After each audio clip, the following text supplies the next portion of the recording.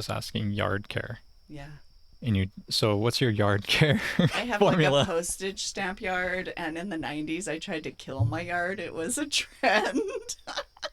I don't recommend it. It just like turned into weeds, and but I did make some garden beds, and so those are still in place. And I changed them into hugel mound raised beds like 4 years ago. So I'm just doing everything I can to water less and less because, with droughts here and there, it's just important that we treat our precious water with respect and be aware of our usage. So, and to mention that I pay for that, whereas here you collect it, I pay for it Your by the water you're talking about? gallon. Yeah, yeah. So I was Oh, looking at my water usage last year for my home was like 55,000 gallons or dang. something. So yeah, like who knew?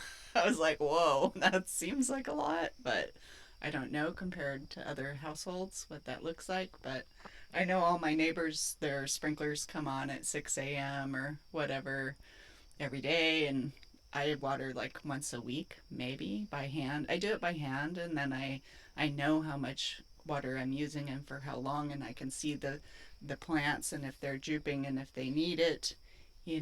I just keep an eye on all these things, and then try and utilize practices with the Korean natural farming to water less Yeah, and and further more vigor, so that the grass is more thirsty when I get to it too.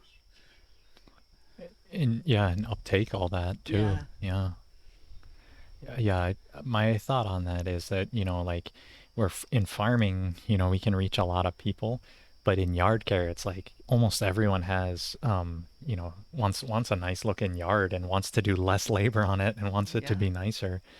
And so there's a whole market of folks just, you know, yeah, if you were I don't know. I mean, I always think in my mind of like a business idea of like you just drive down the road spraying all your clients, yards. People do that with compost teas and things, right? Yeah, yeah, I do. And I do practice Korean natural farming with my landscaping clients. You do. I don't tell them. I just do it. I'm just like, they're like, yeah, do your thing. And I'm like, okay, cool. I don't charge them anymore because I have all that stuff already and I'm making it already. And for classes, I have inputs left over and I'm just kind of swimming in everything. So it's all good. That's kind of like win-win for everybody. Yeah. They're getting a better product. You're building a better carbon buffer to absorb atmospheric poisons. Yeah. Like, Yeah, and I never know what I'm coming into either. And sometimes they don't either because they just bought a new house or whatever the situation is, or it was their mom's and they're taking it over, and so they have no idea what's been applied, and so I just know that whatever it is I'm doing is probably better than what happened before. well, actually, one of the things if someone's been doing like say for instance, someone's used Scott's lawn care or whatever, I don't even know what's in those products, but they're really overloaded with a lot of synthetic nutrients Mm-hmm. that are there. And so if you've been doing that on your yard for say a decade or something, and it's like you've had all these things accumulate, and now you're starting to get problems because you've had like over fertilization problems, and you're starting to kind of kill things off. If then you switch to IMOs, you restore that life, and then the IMOs are like, oh man, look, did you see all that like Scott's lawn care crystals hiding in the in the soil?